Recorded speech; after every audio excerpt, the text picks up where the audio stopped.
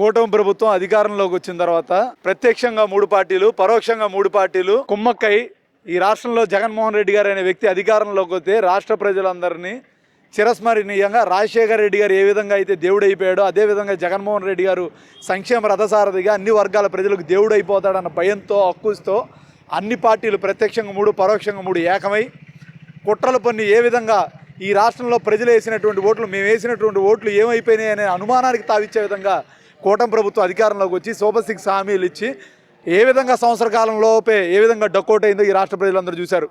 ప్రభుత్వం ఏర్పడిన తర్వాత కూటమి ప్రభుత్వం ఏర్పడిన తర్వాత మొదటి రోజు నుండి కూడా హామీల అమల్లో ఈ రాష్ట్ర ప్రభుత్వం వైఫల్యం చెందినటువంటి క్రమంలో దాన్ని ఎండగట్టే క్రమంలో ఒక ప్రతిపక్ష నాయకుడిగా జగన్మోహన్ రెడ్డి గారు పెద్దన్న పాత్ర పోషిస్తూ రాష్ట్ర వ్యాప్తంగా కూటమి ప్రభుత్వం అధికారంలోకి వచ్చిన తర్వాత వైఎస్ఆర్ కాంగ్రెస్ పార్టీ శ్రేణుల మీద నాయకుల మీద ఏ విధంగా దాడులు చేస్తున్నారు. రెడ్ బుక్ రాజ్యాంగ నిర్మాతగా ఈరోజు సకల శాఖ మంత్రిగా ఉన్నటువంటి లోకేష్ గారు పరిపాలన గాడి పెట్టడం వదిలేసి వైఎస్ఆర్ కాంగ్రెస్ పార్టీ శ్రేణులు కట్టడి చేసే ధోరణిలో ముందంజలో ఉన్నారే తప్ప ఈ రాష్ట్ర ప్రజలకు సంక్షేమ పథకాలు అభివృద్ధి పథకాలు ఇచ్చేటువంటి కార్యక్రమం కూటమి ప్రభుత్వ అధికారంలోకి వచ్చినటువంటి ఈ సంవత్సర కాలంలో ఒకటి కూడా చేయలేదు. జగన్మోహన్ రెడ్డి గారు బయటకు వస్తే ఈ రాష్ట్రానికి ముఖ్యమంత్రిగా చంద్రబాబు నాయుడు గారు ముఖ్యమంత్రిగా ఉన్నారా, జగన్మోహన్ రెడ్డి గారు ముఖ్యమంత్రిగా ఉన్నారా అనే విధంగా రాష్ట్రంలో ఏ కార్యక్రమం మొదలుపెట్టినా పొదిలి కానివ్వండి, సత్తెనపల్లి కానివ్వండి, ఇంకో చోట మొదలుపెట్టినా ప్రజలు దండోపతండాలుగా వస్తున్నారు.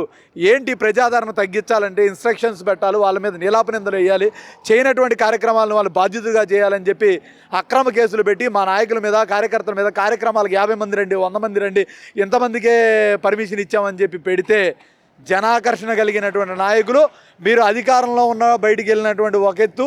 జగన్మోహన్ రెడ్డి గారికి మీరు అంటున్నారు పులివెందుల ఎమ్మెల్యేకి ఇంత జనాలు రావాల్సిన అవసరం ఉంది, పులివెందుల ఎమ్మెల్యేకి మీరు భయపడాల్సిన అవసరం ఉంది, పులివెందుల ఎమ్మెల్యేకి మీరు ఈరోజు ఎందుకు లెగిస్తే కూటమి ప్రభుత్వం ఇంత పెద్ద ఎత్తున మాకు అధికారం ఇచ్చారు, ఇన్ని సీట్లు ఇచ్చారని చెప్పుకునేటువంటి వ్యక్తులు ఈరోజు ఈ పులివెందుల ఎమ్మెల్యేని చూసి ఎందుకు భయపడుతున్నారు? ఖచ్చితంగా ఎందుకంటే ఈ రాష్ట్రంలో జనాకర్షణ కలిగినటువంటి నాయకుడు, రాబోయే రోజుల్లో ప్రజల పక్షాన గెలిచేటువంటి నాయకుడు జగన్మోహన్ రెడ్డి. మీ ఇన్స్ట్రక్షన్స్ పెట్టినా, రూల్స్ పెట్టినా, రెగ్యులేషన్స్ పెట్టినా అభిమానాన్ని ఆప్యాయతను ప్రేమను ఆపలేరు. అది మనం చూసాం, మరలా అది పునరావృతం అవుతుంది. ఈ జగన్మోహన్ రెడ్డి గారికి వర్తించు. జగన్మోహన్ రెడ్డి గారిని చూడాలన్నా, ఆయనను చూసి తట్టుకోవాలన్నా సరే అంత దమ్ము ధైర్యం ఎవరికి లేకే, సొంతగా పోటీ చేయలేక రకరకాల పార్టీలని తోడుగా తెచ్చుకొని ఈరోజు ఒక పక్క జనసేనని, ఒక పక్కన కాంగ్రెస్ని, ఇట్లా రకరకాల తోక పార్టీలన్నింటినీ పక్కన పెట్టుకొని ప్రభుత్వాన్ని చేజిక్కించినటువంటి ఘనత మరి టీడీపీకే దక్కుతుంది. ఈరోజు టీడీపీ పార్టీయే గెలిచింది అని చెప్పుకోవడానికి కూడా వీలు లేకుండా కూటమి ప్రభుత్వం అని చెప్పేసి చెప్పుకుంటున్నటువంటి పరిస్థితి. ఈరోజు మేము గర్వంగా చెప్పుకుంటాం, మేము వైఎస్ఆర్సీపీ ప్రభుత్వంలో ఉన్నాము, గతంలో వైఎస్ఆర్సీపీ ప్రభుత్వంలో ఉంటాం, రానున్న రోజుల్లో కూడా మాది వైఎస్ఆర్సీపీ ప్రభుత్వం అని. మరి ఎక్కడైనా టీడీపీ నాయకులు చెప్పుకోగలరా మాది కూటమి ప్రభుత్వం అని చెప్పేసి 3 జెండాలు పట్టుకుని తిరిగేటటువంటి పరిస్థితి వాళ్ళది. మరి అటువంటప్పుడు ఈరోజు జగనన్న మళ్ళీ ప్రజల్లోకి వెళ్తా ఉన్నారు, జగనన్న ఒక ఊరు వెళ్తున్నారు అని అంటే దడ పుడతా ఉంది, వాళ్ళకి వణుకు వస్తూ ఉంది. మరి మొన్నటికి మొన్న ఆయన పర్యటన చూసుకున్నా సరే, అంతకుముందు గుంటూరులో ఎక్కడైనా సరే జగనన్న ఏదైనా ఒక ప్రాంతానికి వెళ్తున్నారు అని అంటే జనాలు విపరీతంగా జగనన్నని చూడాలి, జగనన్నని కలవాలి, మా కష్టాలు జగనన్నకు చెప్పుకోవాలి, మా బాధలు ఎవరైనా వింటారు అని అంటే అది కేవలం వైఎస్ జగన్మోహన్ రెడ్డి గారు మాత్రమే చేయగలరు అని చెప్పేసి ఒక ఆనందంతో, ఒక ఇదితోటి జగనన్నని కలవాలని చెప్పేసి ఈరోజు ఆంధ్ర రాష్ట్రంలో ప్రజలందరూ కూడా బ్యారికేడ్లు పెట్టి పోలీసులు ఆపినా సరే తోసేసి పరిగెత్తేటువంటి పరిస్థితి. అంతటి అభిమానం జగనన్న సంపాదించుకున్నారు. మరి అంతటి అభిమానం, ప్రజాదరణ జగనన్న దగ్గరికి వస్తూ ఉంటే ఈ కూటమి ప్రభుత్వంలో నాయకులు ఎలా ఓరవగలరండి? అందువల్లే ఈ ఆంక్షలు. జగన్మోహన్ రెడ్డి గారు బల ప్రదర్శనకి వెళ్తున్నారు, లేకపోతే జగన్మోహన్ రెడ్డి గారు ఎక్కడా కూడా పర్యటనలకు వెళ్ళకూడదని అడుగడుగున అడ్డుకుంటా, ఎంత అడ్డుకోవాలని ప్రయత్నించినా కనీసం జగనన్న వెంట్రుక కూడా ఈ ప్రభుత్వంలో ఉన్నటువంటి నాయకులు ఎవరు కూడా ఏమీ పీకలేరు, ఏమీ చేయలేరు. జగనన్న యొక్క అడుగులోనే మేమందరం కూడా నడుస్తాము. ఎంతమంది ఆపినా సరే జగనన్న పర్యటనలు సాగుతానే ఉంటాయి. జగనన్న ప్రతి నిత్యం ప్రజల్లోనే ఉంటారు, ఇక నుంచి ఉండబోతా ఉన్నారని కూడా మేము తెలియజేస్తాం. ఇప్పుడు గతంలో ఏదో అమరావతిని మేమేదో పొడి చేస్తాము, పీకేస్తాము అని చెప్పేసి అమరావతిని రాజధాని చేసేస్తాము, ఇక్కడ అన్ని కంపెనీలు వచ్చేస్తాయని చెప్పేసి బోల్డ్ మంది రైతుల దగ్గర భూములు తీసుకున్నారు, అందరికీ తెలుసు. ఆ భూములన్నీ కూడా ఇవాళ వాళ్ళ బినామీల పేర్ల మీద ఉన్నాయి. మరలా సంపాదించుకునే అవకాశం వచ్చింది. సంపాదించుకునే అవకాశం వచ్చినప్పుడు మరి ఖచ్చితంగా రేపటి రోజున మళ్ళీ అధికారం వస్తుందో లేదో తెలియదు. ఉన్నప్పుడే దీపం ఉన్నప్పుడే ఇల్లు చక్క పెట్టుకోవాలి కాబట్టి అధికారం ఉన్నప్పుడే మరలా సంపాదన దృష్టిగా వెళ్ళాలి అని చెప్పేసి మరలా అమరావతిలో రైతుల యొక్క భూములు సేకరణ చేయాలి అనుకుంటారు. గతంలో అంటే పిచ్చోళ్ళు కాబట్టి మోసపోయారు, కానీ ప్రతిసారి మోసపోవడానికి ప్రజలు ఎవరు కూడా సిద్ధంగా లేరు. ఈరోజు అమరావతి రైతులు ఎవరు కూడా భూములు ఇవ్వడానికి సిద్ధంగా లేరు. ఇప్పటిదాకా చూపించినటువంటి గ్రాఫిక్స్ చాలు, ఇక మీదట మేము గ్రాఫిక్స్ పరిపాలన నమ్మదలుచుకోవట్లేదని చెప్పేసి ఈరోజు అమరావతిలో ఉన్నటువంటి రైతులు కూడా చెప్పేటటువంటి పరిస్థితి. నా పేరు చైతన్య రెడ్డి, 42వ డివిజన్ కార్పొరేటర్ని, అలాగే ఎన్టీఆర్ జిల్లా సోషల్ మీడియా ప్రెసిడెంట్. జనరల్లీ వీళ్ళకి బాగా భయం చుట్టేసుకుందండి అధికార పార్టీకి. ఎందుకంటే ఇటీవలే సంవత్సర కాలం పూర్తయినటువంటి నేపథ్యంలో చంద్రబాబు నాయుడు గారు ఏదైతే వాళ్ళ పరిపాలన ఏ విధంగా ఉంది ప్రజల్లో అనే దాని మీద సర్వే చేయించుకున్నారో, వాళ్ళకి ఫేవరబుల్గా ఉండేటటువంటి సర్వే సంస్థలు ఏవైతే ఉన్నాయో అవే లిటరల్లీ ఇప్పటికిప్పుడు ఎలక్షన్స్ వస్తే జగన్మోహన్ రెడ్డి గారు 98 సీట్లతో ఖచ్చితంగా మళ్ళీ గవర్నమెంట్ ఫామ్ చేస్తాడు అని వాళ్ళు చెప్పడం జరిగింది. సో ఈ నేపథ్యంలో చంద్రబాబు నాయుడు గారు కూడా పాలన అనేది గాలికి వదిలేసి ఏ చిన్న ఈవెంట్లోనైనా సరే జగన్మోహన్ రెడ్డి గారు ఒక భూతం, ఆ భూతాన్ని భూస్థాపితం చేస్తాను, జగన్మోహన్ రెడ్డి అంటే భయం వేస్తోంది, జగన్మోహన్ రెడ్డి పథకాలు మనమేమీ చెప్పుకోలేకపోతున్నాం, అతను చెప్పిన పథకాలని మనం ఇంకా ఇంప్లిమెంట్ చేసి ఇస్తున్నా కూడా మనం ప్రజల్లోకి వెళ్ళలేకపోతున్నాం, ఈ రకమైనటువంటి బీరాలు పలుకుతూ ఉన్నారు చంద్రబాబు నాయుడు గారు. అసలు ఆయన పరిస్థితి ఆయనకే అర్థం కావట్లేదు. ఎందుకంటే ఇప్పుడు డిప్యూటీ సీఎం గారిని తీసుకోండి, డిప్యూటీ సీఎం గారు అసలు 6 నెలలుగా రాష్ట్రంలో ఉన్నాడా? అలాగే చాలా చక్కగా మేము కుల రాజకీయాలు చేయను, మరి వంశపారంపర్య వారసత్వ రాజకీయాలు చేయను అని చెప్పుకున్నటువంటి డిప్యూటీ సీఎం గారు వాళ్ళ అన్నయ్యకి ఎమ్మెల్సీ పదవి ఇప్పించి హైదరాబాద్లో కూర్చోబెట్టాడు. వీళ్ళు ఆర్టిస్టులు అయ్యుండి కళారంగానికి ఏమీ చెయ్యట్లేదు. అలాగే ఆంధ్ర రాష్ట్ర ప్రజల వల్ల వీళ్ళు ఒక గౌరవమైనటువంటి పొజిషన్స్లోకి వెళ్ళి ఈ రోజున ఎక్కడా కూడా ప్రజలకి ఎంత అన్యాయం జరుగుతున్నా, ఎన్ని అక్రమాలు జరుగుతున్నా, ఆడపిల్లలకు ఎంత అన్యాయం జరుగుతున్నా నిమ్మకి నీరెత్తినట్టు కూర్చుంటున్నారు. నిజంగా వారాహి అమ్మవారి ఆలయంలో కావచ్చు, కాశీనాయన క్షేత్రంలో కావచ్చు, సింహాచలం గోడ పడిపోయి 700 చచ్చిపోవటం కావచ్చు, తిరుపతిలో చనిపోవటం కావచ్చు, సనాతన ధర్మం అంటూ గుండెలు బాదుకుంటూ ఈయన వెర్రెత్తిపోతూ పిచ్చికేకలేసుకుంటూ ఒక డిప్యూటీ సీఎం అన్నటువంటి విషయం కూడా మర్చిపోయి, తన స్థాయిని మర్చిపోయి ఎక్కడ ఏది పడితే అది, ఎంత సిగ్గుచేటండి, పక్క రాష్ట్రాల్లోకి వెళ్ళి ఆ రాష్ట్రం మనుషులతో కూడా తిట్టించుకుంటున్నారంటే నిజంగా డిప్యూటీ సీఎం అనేటటువంటి పదవికి ఈయన తీసుకొస్తున్నాడా, ఈయన ఆంధ్ర రాష్ట్ర ప్రజలకి ఈయన ఉపయోగపడుతున్నాడా అనేది ఈయన ఖచ్చితంగా ఆలోచించుకోవాలి.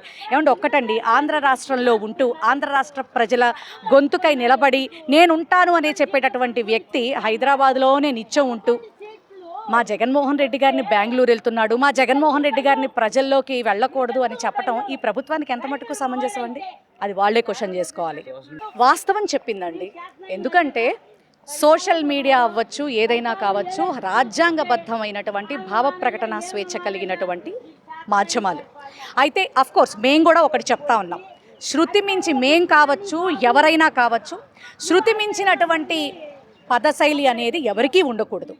కానీ ఈ రోజున ఒక చిన్న పోస్ట్ పెట్టిన, చంద్రబాబు నాయుడు గారిని ప్రశ్నించిన, ఎందుకయ్యా మీరు ఇలా చేస్తున్నారు అని అడిగినా వెంటనే కేసులు పెట్టేసేసి పూర్వాపరాలేవీ లేకుండా, అసలు నాకు అర్థం కాదండి.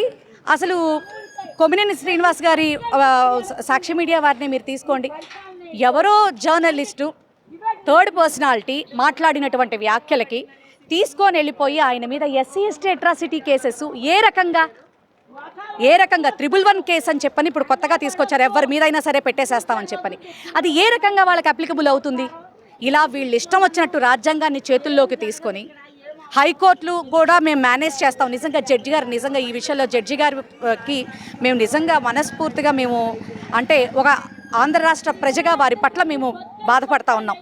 ఎందుకంటే ఆయన సైతం ఈ సోషల్ మీడియా, ఈ టీడీపీకి సంబంధించినటువంటి సోషల్ మీడియా ఏదైతే ఉందో ఎంత అసహ్యంగా ఆయన మీద ట్రోలింగ్స్ చేయటం వల్ల ఆ కేసును నేను చూడను, వేరే వాళ్ళతో చూపించుకోండి అనే పరిస్థితి వచ్చిందంటే వీళ్ళు న్యాయస్థానాల్ని గౌరవిస్తూ ఉన్నారా అని నేను అడుగుతా ఉన్నాను. నేను ఎంత అధికారం ఉంటే మాత్రం అధికార మదంతో ఎవరూ ప్రవర్తించకూడదు.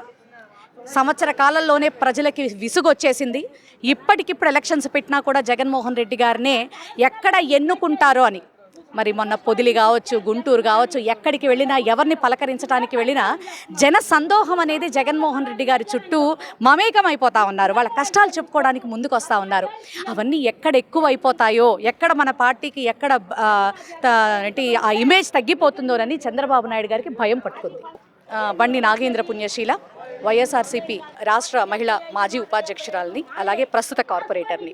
రంగులు వేసినా, ఎవరు ఎంత ప్రలోభాలు పెట్టినా ఎంతమందిని ఆపాలనుకున్నా సరే అరచేతితో సూర్యకాంతిని ఎవరు ఆపలేరు, అలాగే జగన్మోహన్ రెడ్డి గారి ప్రభంజనాన్ని అలాగే ఆయన విజయాన్ని ఎవరు ఆపలేరని చెప్పేసి తెలియజేసుకుంటున్నాను. మీరు ఆలోచించాల్సిన విషయం ఉంది. సోషల్ మీడియా అంటే స్వేచ్ఛ. ప్రతి ఒక్కళ్ళు కూడా పౌరులు ప్రతి ఒక్కళ్ళు కూడా ఏదైతే ప్రజలకి చేకూరే విధంగా చేకూర్చడానికే తప్ప దాన్ని వేరే విధంగా ఆలోచన చేసి కావాలని చెప్పేసి వాళ్ళ మీద రెడ్ బుక్ రాజ్యాంగాన్ని అమలు చేస్తున్నారు ఈ రాష్ట్రంలో. ఈ కూటమి ప్రభుత్వం ఏర్పడిన కాడి నుంచి రెడ్ బుక్ రాజ్యాంగమే ఏలుతుంది, కానీ ఏ సంక్షేమం కానీ ఏ అభివృద్ధి కానీ ఏ పథకం కానీ అమలు చేసే విధంగా లేదు. దాని మీద మాట్లాడే స్థితిలో పవన్ కళ్యాణ్ గారు లేరు. జగన్మోహన్ రెడ్డి నెల్లూరు వెళ్తే హెలీప్యాడ్కి పర్మిషన్, రేపు చిత్తూరు వెళ్తుంటే అక్కడికి ఎంతమందితోనే వెళ్ళాలని భయపడుతుంది గవర్నమెంట్. కూటమి నాయకులు ముఖ్యంగా చంద్రబాబు నాయుడు గారు కూటమి భయపడుతున్నారు. జగన్మోహన్ రెడ్డి గారికి వస్తున్న ఆదరణ అభిమానం చూసి ఓర్వలేక వాళ్ళు భయపడుతున్నారు. ఇంత క్రేజ్ ఉన్న నాయకుడు ఎలా ఓడిపోయాడు అని చెప్పి ప్రజల్లో విధానం అనేది వాళ్ళు ఎందుకు ఇలా జరిగింది అనేది వాళ్ళు బాధపడుతున్నారు ప్రజలు. ఈ యొక్క ప్రపంచం చూసి ప్రతి ఒక్కళ్ళు కూడా మా సంక్షేమ రథసారథి, మా సంక్షేమాల నాయకుడు, మా మాజీ ముఖ్యమంత్రి వైఎస్ జగన్మోహన్ రెడ్డి గారు మా ఊరికి వచ్చారని సంతోషం చేస్తూ వెలవెక్కడానికి వస్తుంటే వాళ్ళని కావాలని చెప్పి పోలీసులు వాళ్ళ మీద కేసులు బనాయించి వాళ్ళకి లేనిపోని రాజ్యాంగాన్ని అమలు చేస్తూ వాళ్ళ ఇబ్బందులు పాలు చేస్తున్నారు. అంటే మనకు అర్థమవుతుంది కదండి, కూటమి ప్రభుత్వం ఎంత ఘోరంగా విఫలమైందన్నది. సంవత్సర కాలంలోనే ఇంత వ్యతిరేకత వచ్చిన గవర్నమెంటు ఈ మధ్యకాలంలో బహుశా ఈ కూటమి ప్రభుత్వందే అయి ఉంటుంది. అందుకే జగన్మోహన్ రెడ్డి గారు ఎక్కడికి వెళ్తున్నా ఏవో కాంక్షలు. నిజంగా మీరు అంత గొప్పగా పరిపాలన చేసుంటే వెళ్ళివ్వండి. ప్రతిపక్ష నేత మీరు ప్రతిపక్ష ఇది కూడా ఇవ్వడం లేదు కదా, హోదా కూడా ఇవ్వడం లేదు కదా. అటువంటి వ్యక్తి బయటకు వెళ్తుండే మీరెందుకు భయపడుతున్నారు? మీరు భయపడుతున్నారంటేనే అర్థమవుతుంది మీరు కూటమి ప్రభుత్వం ఏ విధంగా ఫెయిల్ అయిందన్నది. ప్రతి రంగంలోని కూటమి ప్రభుత్వం ఫెయిల్ అయింది. ఆ ఫెయిల్యూర్ని కప్పిపుచ్చుకోవడానికి జగన్మోహన్ రెడ్డి గారిని వెళ్ళనివ్వకుండా నిర్బంధించాలని చూస్తుంది. పోనీ ఒక్కసారి అయితే అనుకోవచ్చు, ప్రతిసారి రైతుల్ని పరామర్శకు వెళ్తుంటే ప్రతిసారి అడ్డంకులు క్రియేట్ చేస్తున్నారు, ఏదో ఒక న్యూసెన్స్ క్రియేట్ చేస్తున్నారు. ఒక ప్రతిపక్ష నేతకి Z+ కేటగిరీ ఉన్న నేతని కనీస భద్రత కల్పించకుండా మీరు అడ్డుకుంటున్నారంటే మీ ప్రభుత్వం ఎంత అభద్రతా భావంలో ఉందో దీన్ని బట్టి అర్థమవుతుంది. గతంలో చంద్రబాబు ప్రతిపక్షంలో ఉన్నప్పుడు కుప్పం ఎమ్మెల్యేగా ఉన్నారు, జగన్మోహన్ రెడ్డి గారు పులివెందుల ఎమ్మెల్యేగా ఉన్నారు. పులివెందుల ఎమ్మెల్యే అంటున్నారు, ఒక ఎక్స్ మాజీ ముఖ్యమంత్రి. ఆవిడ రాజకీయ అపరిపక్వత అన్నది ఆవిడది క్లియర్గా కనిపిస్తుంది. నువ్వు 2 సార్లు ఎమ్మెల్యేగా అయ్యావు, ఒక ప్రతిపక్ష నేతని పులివెందుల ఎమ్మెల్యే అంటున్నావు అంటే నువ్వు ఎంత దిగజారి మాట్లాడుతున్నావు అన్నది దీన్ని బట్టి అర్థమవుతుంది. ఒక హోమ్ మినిస్టర్ అయి ఉండి ఒక ఎమ్మెల్యే అయితేనే, ఒక పార్టీకి అధ్యక్షుడు అయితే, ఒక ఎమ్మెల్యే అయితేనే సీఎం అవుతాడు. ఒక పార్టీ అధ్యక్షుడిని పట్టుకొని పులివెందుల ఎమ్మెల్యే అంటున్నారు. ఈయన కుప్పం ఎమ్మెల్యే కదా. గత 5 సంవత్సరాలు చంద్రబాబు నాయుడు కూడా కుప్పం ఎమ్మెల్యే కదా. అప్పుడు మేము కూడా కుప్పం ఎమ్మెల్యే అని అనుంటే మీరేమై ఉండేవారు? ఆ కుప్పం ఎమ్మెల్యే సంకనాకి జగన్మోహన్ రెడ్డి గారు పెట్టిన భిక్షతోటి ఈరోజు నువ్వు హోమ్ మినిస్టర్ అయ్యావు. అయ్యి కూడా ఇంత నీచంగా మాట్లాడుతున్నావు అంటే నీకు రాజకీయ అవగాహన పరిపక్వత లేదని ఇది క్లియర్గా అర్థమవుతుంది. ఏంటి ఇప్పటికే పెడుతున్న అక్రమ కేసుల గురించి న్యాయ స్థానాలు కూడా గుర్తించాయి. వీళ్ళు పెడుతున్నవన్నీ దుర్మార్గమైన కేసులు అని చెప్పేసి న్యాయస్థానాలు గుర్తించాయి. నిన్న ఇచ్చిన హైకోర్టు యొక్క జడ్జిమెంటు వీళ్ళకి చెంపపెట్టు లాంటిది. రెడ్ బుక్ రాజ్యాంగం అమలు చేసేస్తున్నాం మనం నిరాటంకంగా. మనం అనుకున్నవన్నీ నెరవేరిపోతున్నాయి. ఇక్కడ మనం ఏమనుకుంటే అది చేసేస్తున్నాం. ఎవరిని పడితే వాళ్ళని అక్రమంగా కేసులు పెట్టేస్తున్నాం. ఆడవాళ్ళ మీద పోక్సో కేసు పెట్టింది ఎక్కడన్నా చూసారండి? ఇంతకంటే నీచమైన రాజకీయాలు చేయడం మనం ఎప్పుడన్నా చూసామా? ఒక డిబేట్లోని చర్చించిన ఒక జర్నలిస్టు మీద SC/ST కేసు పెట్టారంటే ఇంతకంటే దారుణమైన రాజకీయాలు మనం ఎక్కడన్నా చూసామా?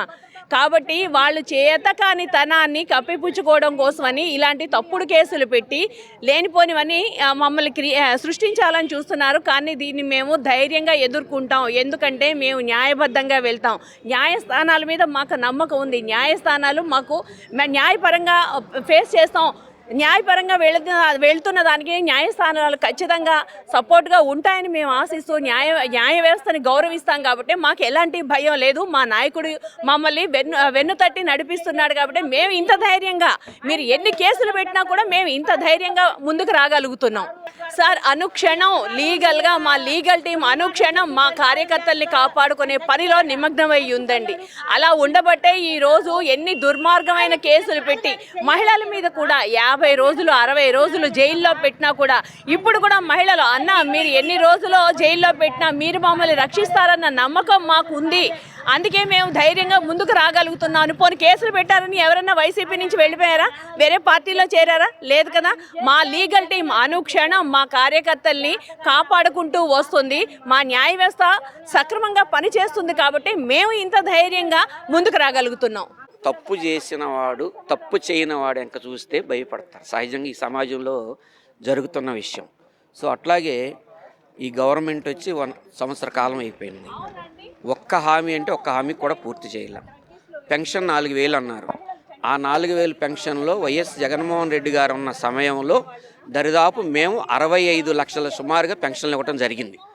మరి ఈ గవర్నమెంట్ వచ్చిన తర్వాత దరిదాపు ఒక 9 లక్షల పెన్షన్లు వీకేసి దాదాపు 55 లక్షల పైసలకు పెన్షన్లు మాత్రమే ఇస్తుంది. సో అలాగే ఏ దాంట్లో చూసుకున్నా కూడా అస్తవ్యస్తంగా తయారైంది. డెవలప్మెంట్ లేదు, సంక్షేమం లేదు, ఏమీ లేదు. కాబట్టి మరి ప్రతిపక్ష నాయకుడు ఎక్కడికి వెళ్తే అక్కడ జనం ఆయనకి నీరాజనం పలుకుతున్నారు. సరే మళ్ళీ మీరే కావాలని కోరుకుంటున్నారు కాబట్టి ఆ ధర్మిలా ఆటోమేటిక్గా ఆ గవర్నమెంట్ను పరిపాలిస్తున్న నాయకులు కొంచెం భయం ఉండదు. ఆ భయంలో భాగంగానే ఇవన్నీ కూడా ఈ కార్యక్రమాలన్నీ చేయటంలో కూడా భాగం అన్నమాట. జగన్మోహన్ రెడ్డి గారు ఒకసారి రప్పా అని చెప్పి డైలాగ్ చెప్తే దాన్ని రివీల్ చేస్తూ దీన్ని ఏదో అసలు జగన్మోహన్ రెడ్డి గారు రప్పా అనే డైలాగ్ ఎక్కడ చెప్పారు? ఆ కార్యక్రమంలో వాళ్ళే ఒక పన్నాగం బన్ని ఒక కార్యకర్తతో, ఎందుకంటే మా సోషల్ మీడియా వాళ్ళు అతను ఎవరు ఏంటి అనేది బయటికి తీసి అతను తెలుగుదేశం పార్టీలో ఉన్న ఐడితో సహా బయట పెట్టారు. వాళ్ళే క్రియేట్ చేసి ఒక బ్యానర్ చూపించి అది మా మీద మన వైఎస్ఆర్ కాంగ్రెస్ పార్టీ మీద వేసే నెపం వేసే భాగంగా దాన్ని క్రియేట్ చేశారు. సో దానికి ఆయన ప్రెస్ మీట్ పెట్టినప్పుడు మనం మీ మీడియా మిత్రులు అడగడం జరిగింది రఫా అంటే ఏంటండి అని. అది రఫా అనేది సినిమా డైలాగ్ కదా అన్నారే తప్ప నేను రఫా అనేది ఎక్కడ జగన్మోహన్ రెడ్డి గారు నోటమ్మటి ఉదాహరించిన సందర్భం కానీ ఎక్కడే లేదు. ఆయన గనక అలాంటి దానికి పాల్పడితే ఇవాళ ఎవరైతే పాలకులుగా ఉన్నారో వాళ్ళు మళ్ళీ పాలనలోకి వచ్చేవాళ్ళ ఆ పాలకులు ఒకసారి ఆలోచన చేయాలి. ఎందుకంటే మనం ఎదటోళ్ళ మీద ఎప్పుడు కూడా చంద్రబాబు నాయుడు గారి నైజం ఏంటంటే గుడ్డగాలవటం, ఏది ఎదురు వస్తూ ఉంటే వాళ్ళ ముఖం మీద వేయటం. ఆయనకి ఫస్ట్ నుంచి కూడా రాజకీయాల్లో ఉన్న ఆయనకున్న నైతికత అనమాట. అది ఇట్లా తీసుకున్న జగన్ అన్ని చోట్ల అడ్డుకోవడం జరుగుతుంది. మరి శ్రేణులు వెళ్తే కేసులు పెడితే ఏం చేయాలా జరుగుతుంది? మేము ఆ కేసులు ఎదుర్కోవడానికి వైఎస్ఆర్సీపీ శ్రేణులు సిద్ధంగా ఉన్నారు. ఇలాంటి కేసులకు వైఎస్ఆర్సీపీ శ్రేణులు భయపడేది లేదు. దానికి మేము రాష్ట్ర వ్యాప్తంగా అన్ని జిల్లాలలో, అన్ని నియోజకవర్గాలు, అన్ని మండలాల్లో కూడా ఒక లీగల్ టీంని సెట్ చేసాం. ఎక్కడ కేసు పెట్టినా లీగల్ టీం వెంట ఉంటుంది. ఆ పెట్టిన కేసు ఏంటి, వాట్ ఈజ్ ద వట్ అనేది పరిశీలన చేసి వాళ్ళని బయటికి తీసుకొచ్చేదాకా ఆ కుటుంబానికి కానీ, ఆ కార్యకర్తకు కానీ, ఆ సోషల్ మీడియా ఎవరైతే యాక్టివిటీస్లో ఉన్నారో వాళ్ళందరికీ కూడా వాళ్ళకి ధైర్యం ఇచ్చేందుకు లీగల్ టీంలు బ్రహ్మాండంగా పనిచేస్తూ ఉన్నాయి. ఇకపోతే రెండో విషయం, నిన్నగాక మొన్న గౌరవ సుప్రీంకోర్టు హైకోర్టు ఒక జడ్జిమెంట్ కూడా ఇచ్చింది. జడ్జిలకు ఒక జీవో జారీ చేసింది. ఏమనంటే మీరు కేసు పెట్టినప్పుడు ఆ కేసుని పరిగణలోకి తీసుకుని దాంట్లో మీరు ఎలాంటి కేసు పెట్టారు, దేని మీద కేసు పెట్టారో పరిశీలన చేసి మాత్రమే రిమాండ్ ఉంచమని ఒక జీవో జారీ చేసింది. నాకు తెలిసి బహుశా ఇక అంత ఉధృతి అంటే ఒక కేసు పెట్టగానే వెంటనే మెజిస్ట్రేట్లు కూడా రిమాండ్ రాసే పరిస్థితి ఉండబోదని చెప్పి నేనైతే భావిస్తా ఉన్నాను. తొలి అడుగు సుపరిపాలన అని చెప్పని గవర్నమెంట్ ఆ సుపరిపాలనకి జనమే చెప్తున్నారుగా సమాధానాలు. మీరు కూడా చూస్తున్నారు. ఏదో మమ్మల్ని అడగాలని కానీ జనంలో ఎలా ఉంది, ఎంపీలను ఎలా అడుగుతున్నారు, ఎమ్మెల్యేలను ఎలా అడుగుతున్నారు, వాళ్ళు నక్కి ఎందుకంటే వాళ్ళ వైపు ఏదైతే ఆ పార్టీ 10 ఇళ్ళు ఉన్నాయో అటువైపు అందిన ఫలాలు ఏవైతే సంక్షేమ ఫలాలు అందాలో వాళ్ళ 10 మందికి ఇచ్చుకున్న వైపు వెళ్తున్నారే తప్ప పబ్లిక్లోకి వెళ్ళి అసలు ఇంకో విషయం ఏంటంటే వైఎస్ఆర్సీపీ నాయకుడు కానీ కార్యకర్త కానీ ఎవరైనా సరే కాలర్ ఎగరేసుకుని వెళ్ళి మేము ఇది చేశాం అని చెప్పుకోవడానికి ఎప్పుడు సన్నద్ధంగా ఉంటారు. వాళ్ళకి ఆ ధైర్యం దమ్ము రెండూ లేవు. ఆ దిశగా ఎప్పుడు ఆయన పరిపాలన చేయాల. ఇది 4వ ముఖ్యమంత్రి అయినా ఇంకొక 5 సార్లు అయినా కూడా ఆయన నైజాం అంతే. బీసీలు, ఎస్సీలు, మైనార్టీలు అభివృద్ధి చెందటం చంద్రబాబు నాయుడు అనే వ్యక్తికి ఇష్టం లేదు, ఇష్టం ఉండబోదు. ఇది నగ్న సత్యం.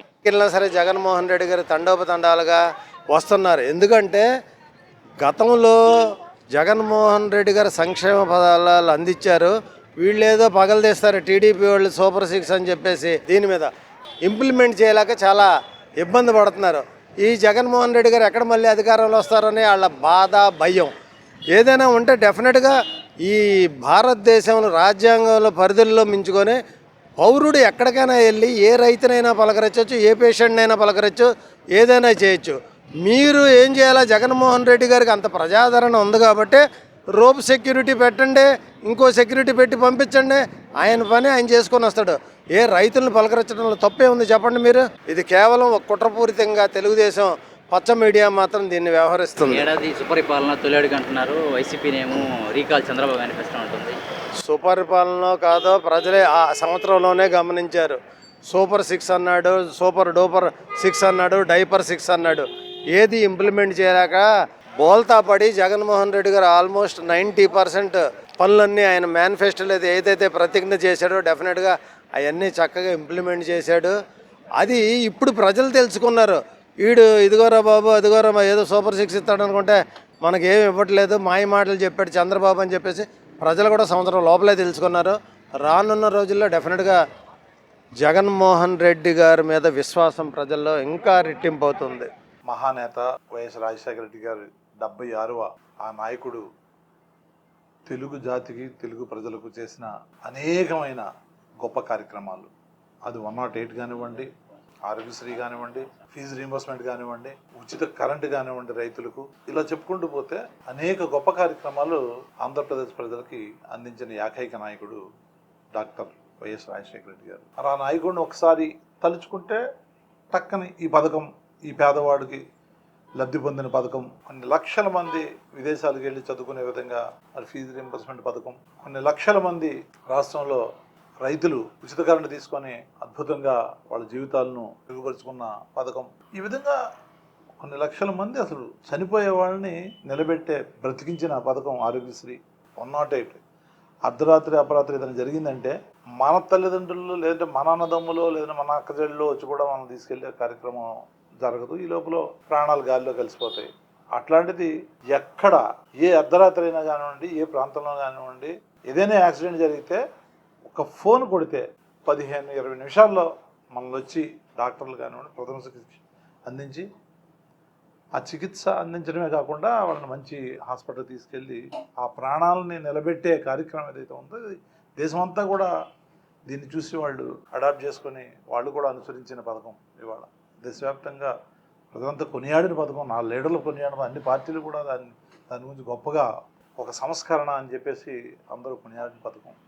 ఇట్లా ఆయన మనసు ఎంత పేదవాడి మనసుతో ముడిపడి ఉంది అంటే, పేదవాడు ఏ కష్టము పడకూడదు, ఏ నష్టము రాకూడదు, రైతు ఏ కష్టము పడకూడదు, రైతుకు ఏ నష్టము రాకూడదు అనేటటువంటి ఉద్దేశంతో ఆయన పెట్టిన పథకాలు నిజంగా అద్భుతం. అట్లాంటి మహానుభావుడు నా భూతో నా భవిష్యత్, గతంలో లేడు, ఫ్యూచర్లో రాడు అనుకున్న తరుణంలో ఆయన కంటే కూడా ప్రజల్ని ఎక్కువ కష్టాలను తీర్చే, ప్రజలు అండగా ఉండే, పేదవాడికి అండగా ఉండే నాయకుడు మరి జగన్మోహన్ రెడ్డి గారిని మనకు అందించి ఆయన దురదృష్టవశాత్తు మరి మన మధ్య లేకపోవడం. ఆయనతో నా అనుబంధం కూడా యూత్ కాంగ్రెస్లో మాతో 17 కార్యక్రమాలుగా ఆయన పాల్పంచుకోవడం, యువతని వెన్నుండి నేను సపోర్ట్ చేసి ముందుకు ప్రోత్సహించి ముందుకు తీసుకెళ్లిన కార్యక్రమాలు. ఆయన శిష్యులుగా ఇవాళ తెలంగాణ కానివ్వండి, ఆంధ్ర కానివ్వండి, ఎంతోమంది వాళ్ళు మినిస్టర్లుగా కానివ్వండి, ఎంపీలుగా, ఎమ్మెల్యేలుగా, రాజకీయంగా ఉన్నత పదవుల్లో ముందుకు సాగుతున్న తరుణం. మరి ఆయన్ని తెలుగు జాతి, తెలుగు రాష్ట్రాలు ఎన్నటికీ మర్చిపోవు. చిరస్మరణీయుగా ఎప్పుడు కూడా ఆయన తెలుగు ప్రజల గుండెల్లో, పేద ప్రజల గుండెల్లో చిరస్థాయిగా ఉండిపోతారని చెప్పేసి జగన్మోహన్ రెడ్డి గారిని ఆయన పార్టీ పెట్టినప్పటి నుంచి ఇప్పటి వరకు కూడా అనేక రకాలుగా అడ్డుకునే కార్యక్రమం చేస్తే ఎవరైనా ఆపగలిగారా? ఆయన ముఖ్యమంత్రి కాకుండా ప్రజలు ఆయనతో ఉన్నారు. ప్రజల మనిషి జగన్మోహన్ రెడ్డి గారు, పేదల మనిషి జగన్మోహన్ రెడ్డి గారు. అన్ని వర్గాల్ని, అన్ని ప్రాంతాలని సమానంగా ప్రేమించి అభివృద్ధి చేయాలి రాష్ట్రాన్ని, అందరినీ ఏ కష్ట నష్టాలు లేకుండా జీవించే విధంగా సంస్కరణ తీసుకురావాలి అనేటటువంటి ఉద్దేశంతో అనేక సంస్కరణ తీసుకొచ్చారు వైఎస్ రాజశేఖర రెడ్డి గారు.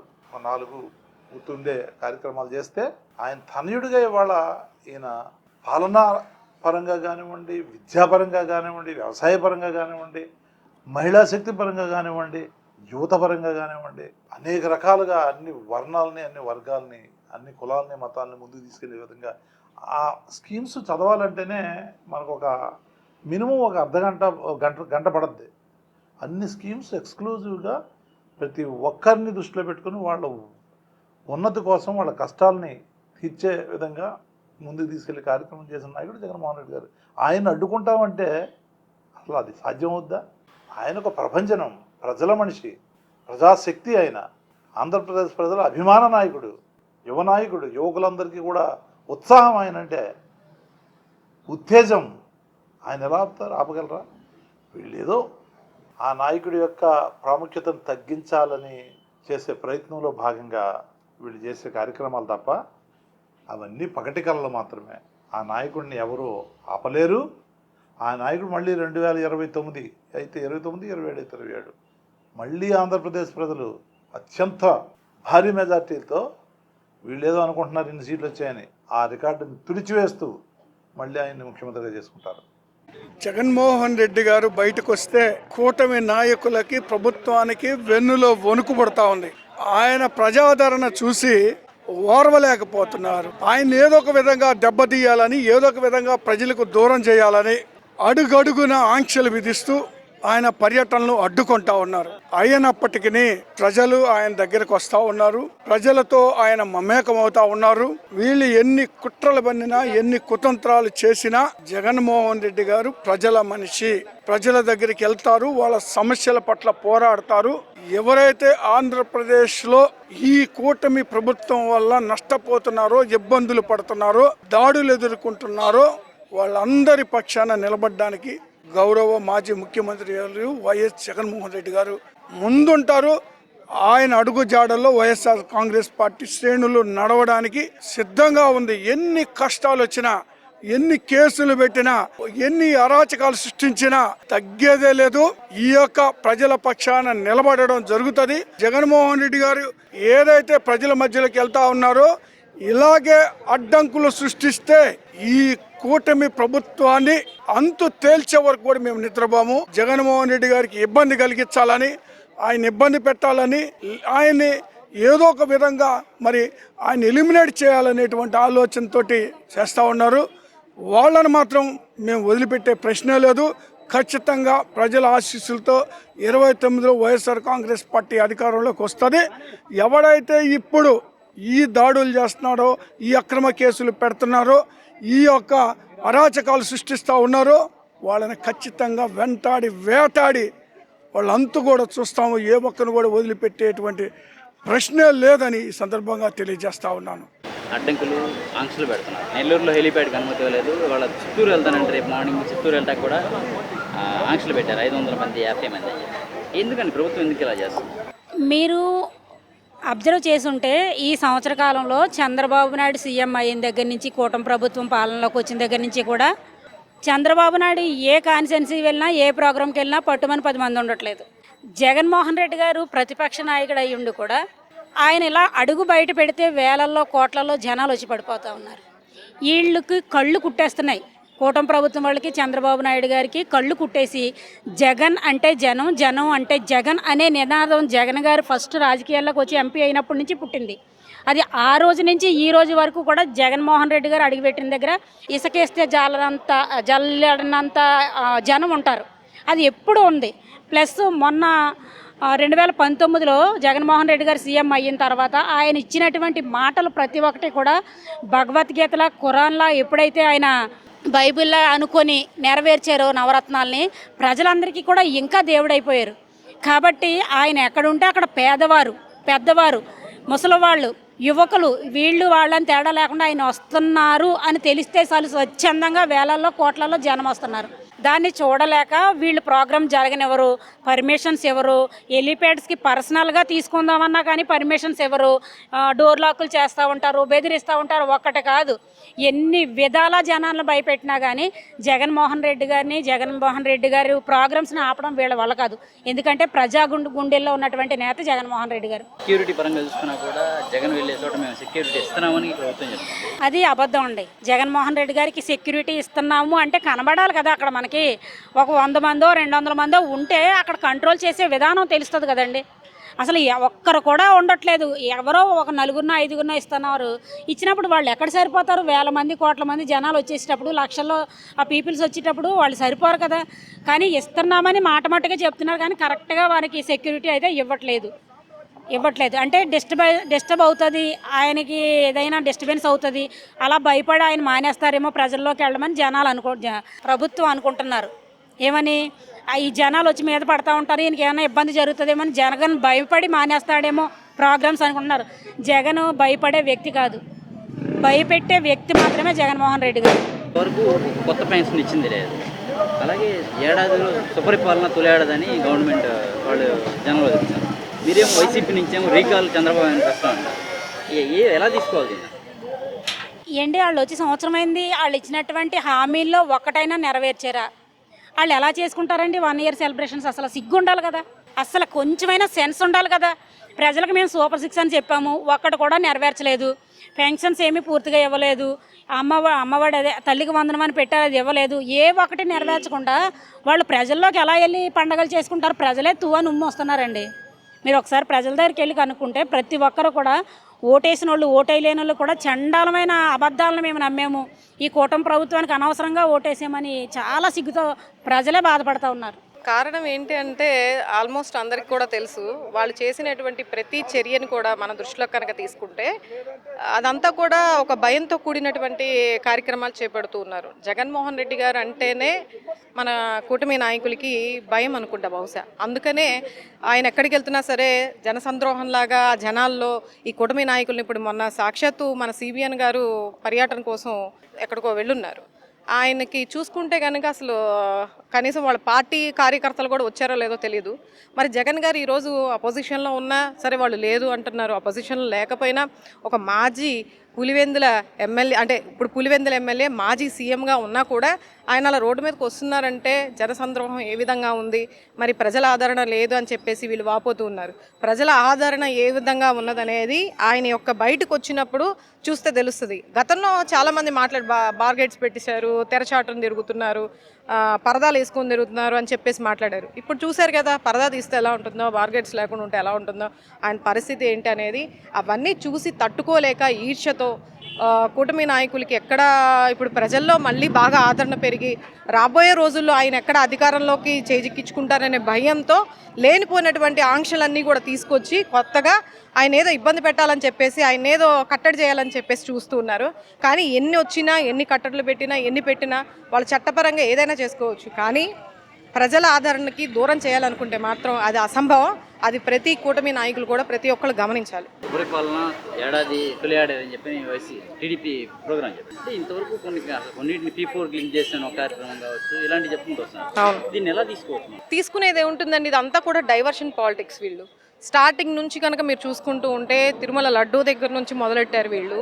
జగన్మోహన్ రెడ్డి గారి పైన ఏ విధంగా రూమర్స్ క్రియేట్ చేయాలి, పార్టీ మీద ఏ విధంగా, ఆ పార్టీలో ఉన్నటువంటి నాయకుల్ని ఏ విధంగా తగ్గించాలి, వాళ్ళని ఏ విధంగా అరెస్టులు చేయాలి, ఇవన్నీ కూడా ఒక పక్కా ప్లాన్ ప్రకారం ఒక రెడ్ బుక్ రాజ్యాంగం ఏదైతే ఉందో అది ముందు నుంచి ఒక రాజ్యాంగాన్ని గత 5 సంవత్సరాల నుంచి కూడా వీళ్ళు రచించడం మొదలెట్టినట్టున్నారు. నాకు తెలిసి 5 సంవత్సరాలు పట్టినట్టుంది. వీళ్ళు అధికారంలోకి వస్తారని కూడా వీళ్ళకి ముందే తెలుసు.